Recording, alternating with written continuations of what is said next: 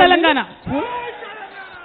జై బీసీ జై ఫూలే అందరికీ నమస్కారం।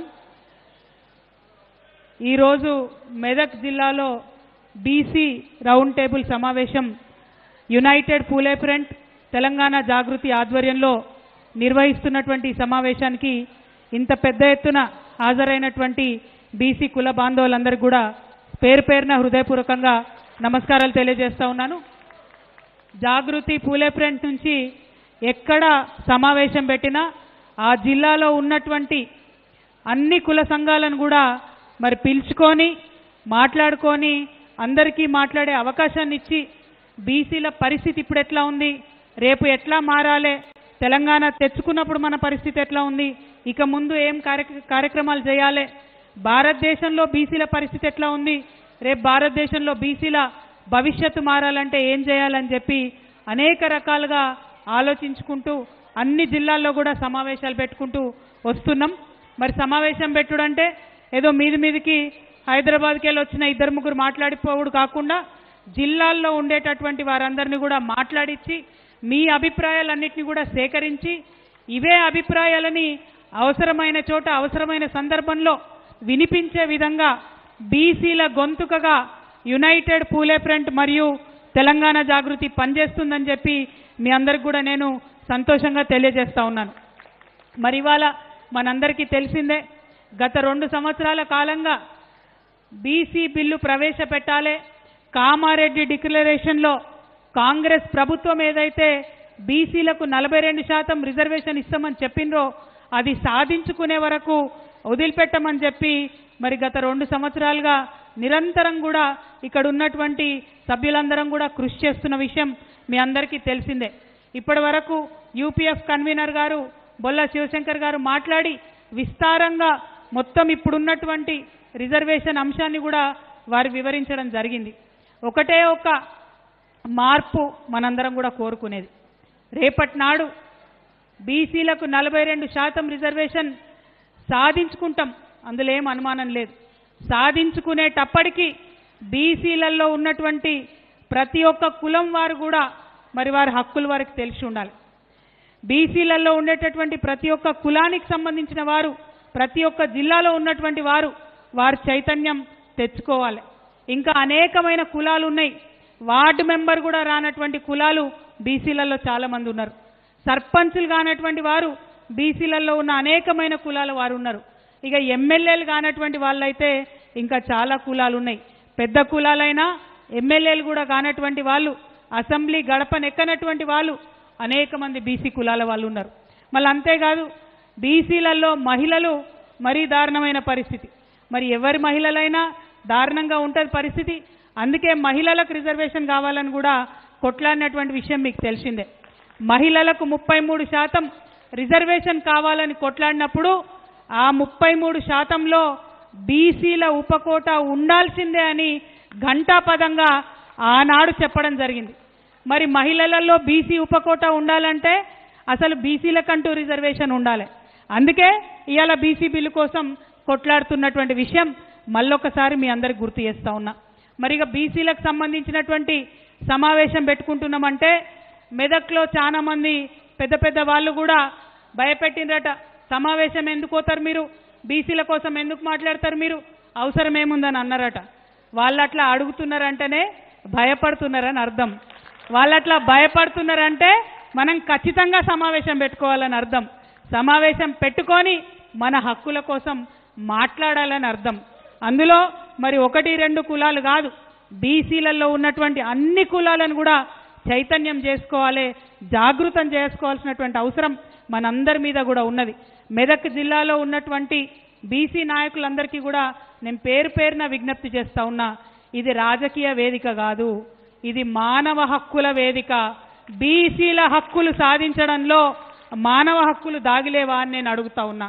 ఇవాళ 100 మంది ఉంటే 56 మంది అందులో బీసీలే ఉన్నారు, మరి 56% సంబంధించినటువంటి ప్రజానీకం యొక్క హక్కుల్ని కోరుతా ఉంటే అది మానవ హక్కుల విషయం కాదా, అది ప్రజా హక్కుల విషయం కాదా అని ఈ సందర్భంగా మీ అందరినీ కూడా నేను మనవి చేస్తా ఉన్నా। బీసీలలో ఉండేటటువంటి మేధావులను, విద్యార్థులను, ఆడబిడ్డలను నేను హృదయపూర్వకంగా విజ్ఞప్తి చేస్తా ఉన్నా, ఇప్పుడు మాట్లాడాల్సినటువంటి సందర్భం వచ్చింది. మాట్లాడే సందర్భంలో ఖచ్చితంగా నోరు విప్పి మనందరం మాట్లాడాలి. ఒక కథ చెప్తుంటే మీ తెలంగాణ ఉద్యమంలో మనం, ఏం కథ అది? ఒక ఆయన ఉంటాడట, ఆయన బయటకు పోయిండు, పని చేసుకున్నాడు, ఇంటికి వస్తున్న సందర్భంలో బజార్లకెళ్ళి వస్తుంటాడు. వస్తుంటే అక్కడ మంచి రంగురంగుల చిలుకలు ఉన్నాయట. ఆయన ఒక దగ్గరికి పోయిండు, పోయి ఏం చేసిండు, ఒక మంచి అందంగా ఉన్న చిలుకను చూసి దీని ధర ఎంత చెప్పవయా అన్నాడట. ఆయన బాగా ఎక్కువ ధర చెప్పిండట. అరే గంతగానం చెప్తున్నావు, వేరే చిలుకలు తక్కువ ధర ఉందంటే ఇది ప్రత్యేకమైన చిలుక, ఇది మాట్లాడే చిలుక, మీరు ఇంటికి తీసుకుపోండి చాలా బాగుంటుందని చెప్పిండట. అంటే సరే ఆయన మాట్లాడే చిలుకనట అని చెప్పి దానికి బాగా ధర పెట్టి కొని ఇంటికి తీసుకొచ్చి వాళ్ళ ఆవిడకి ఇంట్లో చేతిలో పెట్టి నేను ఇప్పుడే వస్తా అని చెప్పి ఆయన పొద్దంతా పని చేసి వచ్చిండు. స్నానం గీనం చేసి వద్దామని ఆయన పోయిండు. ఆయన స్నానం చేసి వచ్చి భోజనం చేద్దామని కూర్చునే వరకు మంచిగా గుమగుమలాడేటటువంటి కూర వాళ్ళ ఆవిడ సిద్ధం చేసి పెట్టిందట. తిందామని చూసుకుంటా, అవునమ్మా ఏమాయే మరి నేను చిలుక ఇస్తే కదా ఏది అని అడిగిండట. ఏదేందంటవేందయ్యా, ఇగో గుమగుమలాడుతుంది కదా చిలుకను కోసి పెట్టి వండినా అని అన్నదట. అయ్యో గట్లెట్లా వండినవమ్మా, అది మాట్లాడే చిలుక కదా అన్నాడట. అరే నువ్వు భలే ఉన్నవయ్యా, భలే చెప్తావు, మాట్లాడే చిలుక అయితే నేను దాన్ని పంజరంలోకి వెళ్ళి బయటకు తీసినప్పుడు మాట్లాడాలి, అంతేనా? పంజరంలోకి వెళ్ళి బయటకు తీసి రెక్కలు ఇరిచి గొంతు మీద కత్తి పెట్టినప్పుడు మాట్లాడాలి. మరి పోనీ గొంతు మీద కత్తి పెట్టి నేను బరబర కోసేటప్పుడన్నా మాట్లాడాలి. అది ఎప్పుడు మాట్లాడకపోయి అది మాట్లాడుతుందని నాకేం తెలుసు అని ఆమె అన్నదట. అవునా కాదా? మరి నిజంగానే మాట్లాడే చిలుక అయితే ఎప్పుడో ఒకసారి మాట్లాడాలి. ఇక బీసీల పరిస్థితి కూడా గట్లే ఉంది. ఇవాళ మాట్లాడకపోతే మన పరిస్థితి కూడా చిలుక పరిస్థితే అవుతుంది. ఎవరు అడగకపోతే, అడగాల్సిన సమయంలో అడగకపోతే తీరని నష్టం చరిత్రలో జరిగేటటువంటి పరిస్థితి ఉన్నది. మనం కొట్లాడితే, మనం ఎంటబడితే, కామారెడ్డి డిక్లరేషన్ ఏదైతే 42% పెట్టినరో ఆ బిల్లు ఇవాళ అసెంబ్లీలో వచ్చింది. ఆనాడు అసెంబ్లీలో బిల్లు పెడతామని మాట్లాడితే ఇక్కడ ఇదే జాగృతి వాళ్ళు, ఇదే యునైటెడ్ పూలే ఫ్రంట్ వాళ్ళం ఆ రోజు ఏమన్నాం, ఒక్క బిల్లు పెడితే ఎవరన్నా కోర్టుకు పోతే బిల్లు ఎగిరిపోతుంది, 3 బిల్లులు పెట్టాలని అడిగినాం. రాజకీయాలకు వేరే బిల్లు పెట్టాలి, విద్యకు వేరే బిల్లు పెట్టాలి, ఉద్యోగాలకు వేరే బిల్లు పెట్టాలని అడిగినాం. అడిగితే అప్పుడు చాలా మంది మేధావులు నవ్వినరు, అవి ఒకటి కాదట 3 బిల్లు పెట్టాలన్నట, వీళ్ళు ఏం మాట్లాడుతున్నారు అన్నారు. కానీ గవర్నమెంట్లో ఉన్నోళ్ళు, ఆఫీసర్లు, ఎమ్మెల్యేలు అందరు ఆలోచన చేసి ఒక్కటి కాదు ఖచ్చితంగా 2 అయితే పెట్టాలని చెప్పి 2 బిల్లులు అసెంబ్లీలో పెట్టిరు. అంటే సరైన సమయంలో జాగృతి మాట్లాడింది కాబట్టి, సరైన సమయంలో యునైటెడ్ పూలే ఫ్రంట్ మాట్లాడింది కాబట్టి ఇవాళ ఒకటి కాదు అసెంబ్లీలో 2 బిల్లులు పెట్టుకున్నాం.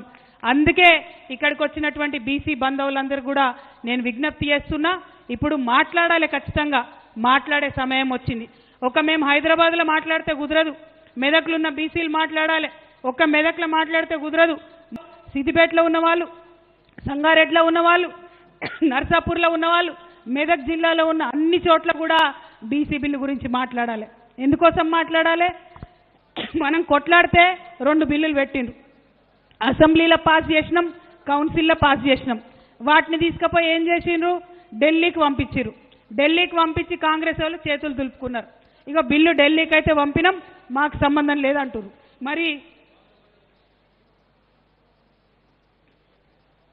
మరి మా బీసీ అన్నదమ్ములు అక్క చెల్లెలతో నేను ఒకటే మాట్లాడుతూ ఉన్నా, ఒకటే విజ్ఞప్తి చేస్తున్నా. మరి ఢిల్లీకి బిల్లు పంపినాం, మాకు సంబంధం లేదంటే మనం చూసుకుంటా ఊరుకుందామా? ఆనాడు తెలంగాణ ఉద్యమంలో కూడా ఢిల్లీతే ఉండాలి, మాకు సంబంధం లేదని ఇక్కడ నాయకులు అన్నారు. ఆనాడు చూసుకుంటా ఊరుకున్నామా? మనం ఊరూరా బయలుదేరి ఉద్యమం చేస్తే తెలంగాణ వచ్చింది. ఇవాళ గట్లనే ఊరూరా బీసీలు చైతన్యవంతమై ఉద్యమం చేస్తేనే ఖచ్చితంగా బీసీ బిల్లు వస్తుంది. ఇవాళ మెదక్ ఎంపీ ఉన్నాడు, ఇక్కడ బీజేపీ ఎంపీ ఉన్నాడు రఘునందన్ రావు. ఒక్కనాడన్నా మాట్లాడిండా బీసీ బిల్లు గురించి? ఒక్కటంటే ఒక్కనాడన్నా మాట్లాడిండా? మరి ఎందుకు మాట్లాడాడు? మీ ఓట్లే వేసిరు కదా, మన బీసీలే పోయి వేసిరు కదా, మన బీసీల ఓట్లు లేకుండా మెదక్ ఎంపీ ఇవాళ పార్లమెంట్లో ఉన్నాడా? ఈ విషయం దయచేసి అడగాలి. ఎక్కడికి వచ్చినా మన మీడియాలో ఉన్న బీసీ మిత్రులను కూడా నేను కోరుతున్నా, రఘునందన్ రావు గారు రేపు మెదక్కి వచ్చి ప్రెస్ మీట్ పెడితే ఇట్లా జాగృతి వాళ్ళు అడిగినరు, మరి బీసీ బిల్లు మీద మీ స్టాండ్ ఏంటిది? ఇక్కడి నుంచి పాస్ అయి అక్కడికి పోయింది బిల్లు, రాష్ట్రపతి గారి దగ్గర ఉన్నది, ఎందుకోసం బీజేపీ ప్రభుత్వం బీసీ బిల్లుకు మద్దతు ఇస్తలేదని చెప్పి దయచేసి ఎంపీ గారిని ప్రశ్నించవలసిందిగా నేను మీడియా మిత్రులు కోరుతున్నా. అట్లనే ఇక్కడ ఉన్న అన్నదమ్ములందరూ కూడా దయచేసి ఖచ్చితంగా వారిని అడగాలి. ఏమొస్తుంది బీసీ బిల్లు వస్తే? మన పిల్లలకు ఎక్కువ ఉద్యోగాలు వస్తాయి. ఏమొస్తుంది బీసీ బిల్లు వస్తే? మన అన్నదమ్ములకు రాజకీయంగా ఎక్కువ అవకాశాలు వస్తాయి. ఏమొస్తుంది బీసీ బిల్లు వస్తే? మనకు ఊరూరికి గ్రామ గ్రామానికి బీసీలకు ఎక్కువ నిధులు వస్తాయి, మంచి అవకాశాలు వస్తాయి, జీవితం మారిపోయేటటువంటి పరిస్థితి ఉంటుంది. కాబట్టి ఖచ్చితంగా కొట్లాడాలి. ఎస్సీ ఎస్టీలకు మీకు తెలుసు మొదటి నుంచి రాజ్యాంగంలో హక్కులు ఉన్నాయి కాబట్టి ఇష్టమున్నా లేకున్నా చచ్చినట్టు ఎమ్మెల్యేలుగా ఎంపీలుగా ఎస్సీలను ఎస్టీలను గెలిపించుకుంటున్నారు. అవునా కాదు? మరి బీసీలకు ఎందుకు రావు అవకాశాలు? ఒక్కసారి దయచేసి అందరూ కూడా ఆలోచించాలి. నిన్నగాక మొన్న కాంగ్రెస్ ప్రభుత్వంలో కులగణన అని చేసిండ్రు. మేము మొత్తం లెక్క పెట్టినామని చెప్పిండ్రు. ఆనాడు కూడా ఒక జాగృతే మాట్లాడింది, మీరు ఇతరులై పెంచి చూపించిర్రు సంఖ్య, బీసీలై తక్కువ చేసి చూపించిరని మాట్లాడినాం. మేము ఇవాళ ఒకటే డిమాండ్ చేస్తున్నాం. నిజంగానే కాంగ్రెస్ పార్టీ వాళ్ళు చిత్తశుద్ధితో కులగణన చేసి ఉంటే అన్ని గ్రామ పంచాయతీలలో పెట్టుండ్రి డేటా, వివరాలు వెల్లడించండి, ఏం లెక్కనో చెప్పండి. ఊర్లలో అయితే మనకు తెలుస్తుంది కదా, ఏ గడప ఎంతమంది ఉన్నారో తెలుస్తుంది మనకు. దూద్ కా దూద్ పానీ కా పానీ హో జాతా. పెట్టమంటే పెట్టరు, భయపడతారు. భయపడుతుర్రు అంటే అర్థమైంది వాళ్ళు మనకు కరెక్ట్ చెప్పలే, అబద్ధాలు చెప్పిరని అర్థం. కాబట్టి ఈ అంశాలన్నీ కూడా దయచేసి మనం దృష్టిలో పెట్టుకోవాలి. ఇప్పుడు మనం చేసిన పోరాటాల ఫలితంగా రాష్ట్రం నుంచి బిల్లు పాస్ అయింది, కేంద్రం దగ్గర ఉన్నది. మరి కేంద్రానికి మన బీసీల సత్తా తెలవాలంటే, మన తెలంగాణ బీసీల పౌరుషం అర్థం కావాలంటే ఇవాళ మనం కేంద్రం మీద ఒత్తిడి పెంచాల్సిన అవసరం ఉంది. ఎట్లా ఒత్తిడి పెంచుదాం? ఖచ్చితంగా ధర్నాలు చేయాలి, వంట వార్పులు చేయాలి, తెలంగాణ ఉద్యమంలో ఏమేం చేసినామో అవన్నీ చేయాలి. అవన్నిటికన్నా ఎక్కువ ఖచ్చితంగా కేంద్రానికి తెలవాలంటే మొట్టమొదటి కార్యక్రమంగా మీ అందరినీ మెదక్ జిల్లా నుంచి నేను అనౌన్స్ చేయాలనుకున్నా. మొట్టమొదటి కార్యక్రమంగా మన డక్కన్ నుంచి ఢిల్లీకి పోయేటటువంటి రైళ్లన్నీ కూడా ఆపుదాం. వచ్చే నెల ఇవాళ 17 జూను కరెక్ట్ నెల తర్వాత 17 జూలై రోజు రాష్ట్ర వ్యాప్తంగా మీ అందరూ ఒప్పుకుంటే రైల్ రోకో కార్యక్రమం బీసీ బిల్లు కోసం చేస్తామని నేను అనౌన్స్ చేస్తా ఉన్నా. తెలంగాణ జాగృతి యునైటెడ్ పూలే ఫ్రంట్ ఆధ్వర్యంలో ఈ రైల్ రోకో కార్యక్రమం రాష్ట్రంలో ఎక్కడైతే అక్కడ చేస్తాం. అన్ని బీసీ సంఘాల నాయకులను కలుపుకుంటాం. అన్ని జిల్లా కేంద్రాలకు పోతాం. ఈ నెల రోజులల్లా అందరినీ కూడా బతిమలాడి బామాలి వారి హక్కుల గురించి వివరించి అందరం కూడా వచ్చి రైల్ రోకో చేద్దాం. అప్పుడైతే ఢిల్లీలో కూర్చున్నటువంటి నాయకులకు మన డెక్కన్ పీఠభూమి యొక్క పౌరుషం అర్థమవుతుంది, మన తెలంగాణ బీసీల యొక్క పౌరుషం అర్థమవుతుంది. ఈడికెళ్ళి బిల్లు పాస్ చేయించి పంపితే అక్కడ పెట్టుకోవద్దు, తొందరగా మళ్ళీ వెనక్కి పంపాలనే విషయం వారికి అర్థమవుతుంది. మరి ఆ బిల్లు వచ్చే లోపలనే కాంగ్రెస్ ప్రభుత్వం కుట్ర ఏందంటే ఇది వచ్చే లోపలనే ఎలక్షన్లు పెడతారట. ఎంపీటీసీలు, జెడ్పీటీసీలు, సర్పంచులు ఈ బిల్లు వచ్చినా రాకున్నా పెడతారట. జరగనిద్దామా? మరి ఎన్నికలు జరగనిద్దామా? లేదంటే ఏం చేయాలి? అంతేనా?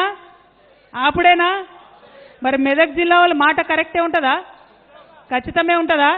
మరి ఇది కేసీఆర్ జిల్లా. మరి నేను చెప్తున్నా, మీరు మాట ఇచ్చి వెనకకు ముందుకైతే కేసీఆర్ గారికి మాట వస్తే సుమా, అది ఆలోచన చేసుకోవాలి.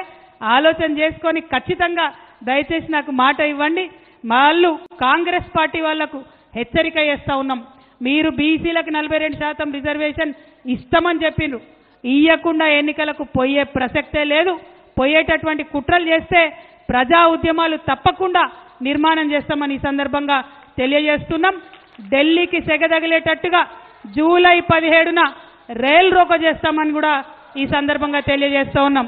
మరి ఏం జరుగుతుంది ఇక్కడ? ఇవాళ నేను నడిచి మెదక్కి మీ దగ్గరికి వచ్చిన బీసీల హక్కుల కోసం మాట్లాడుతున్నా. దీనివల్ల లాభం ఏం జరుగుతుంది? ఇవాళ నేనొచ్చినా రేపు అధికారం నడిచి బీసీ బిడ్డల గుమ్మం దాకా వస్తుందనేటటువంటి విశ్వాసాన్ని నేను ప్రకటిస్తున్నా. ముఖ్యంగా బీసీ విద్యార్థులు ముందుకు రావాలి, బీసీ మహిళలు ముందుకు రావాలని చెప్పి మీ అందరినీ కూడా రిక్వెస్ట్ చేస్తున్నా. ఏ సభకు అయినా ఇగో తెల్లంగిలు వేసుకొని మా అన్నలే కనబడతారు, కానీ మెదక్లో మాత్రం మంచిగా బతుకమ్మల లెక్క రంగురంగుల చీరలు కట్టుకొని మా ఆడబిడ్డలు ఉన్నారు. మీ అందరినీ కూడా నేను కోరేది ఒకటే, బీసీ సభ కోసం, బీసీ రౌండ్ టేబుల్ కోసం తరలి వచ్చినటువంటి మీ అందరికి కూడా హృదయపూర్వకంగా నమస్కారాలు. సిద్దిపేట నుంచి వచ్చిన గిరి లొల్లెక్కువ పెడుతున్నాడు, నీకు కూడా దండాలు.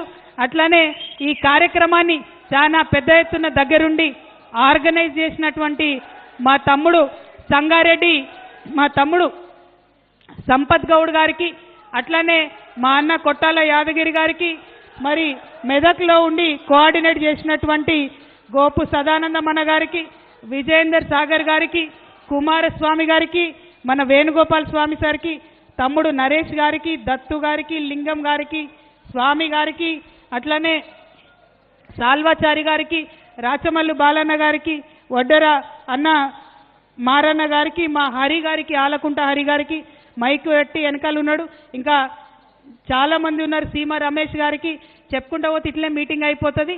నేను ఇక్కడే కూర్చుంటా, మెదక్ జిల్లా బీసీ సంఘం నాయకులు అందరూ మాట్లాడే వరకు పట్టుకొని అందరి వివరాలు కూడా రాసుకుంటా, ఎక్కడికి పోయేది లేదు.